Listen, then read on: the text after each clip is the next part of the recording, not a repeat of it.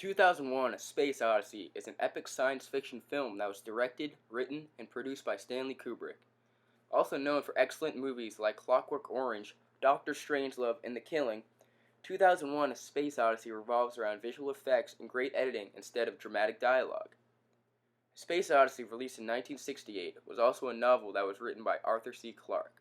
Both the film and novel are based off of Clarke's short story, The Sentinel, which was written in 1948 as an entry to a BBC short story competition. The science fiction film got mediocre reviews at first, but is now known as one of the greatest movies ever made, large in part to the visual effects that are far ahead of its time. The editing techniques used by Kubrick broke the rules of classical Hollywood cinema in that time period. The first scene that exemplifies this skill occurred early in the film when the part early human, part ape man was introduced.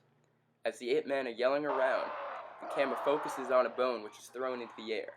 The bone then transfers into space using the rarely before seen jump cut to fast forward into the future where people are living in space.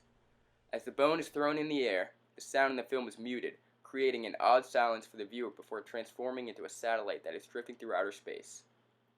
Along with making a cool transition through a rather unsmooth process with a jump cut, the scene presents a stage of evolution, starting with early humans spanning through men in space.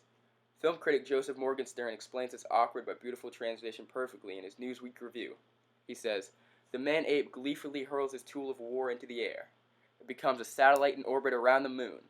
A single dissolve spans 4 million years. In more grammatically correct terms, this is associated as a match cut, where two similar objects are matched or melted into one, creating a relationship between the two." Nelson explains this match cut beautifully. The technological leap from the bone to moon-bound Pan-American spacecraft, imagined against the black background of infinite and unknown space, emphasizes that next stage of man's evolutionary rise continues the initial development begun by the ape. Now, I'm positive that Charles Darwin would greatly approve of this scene.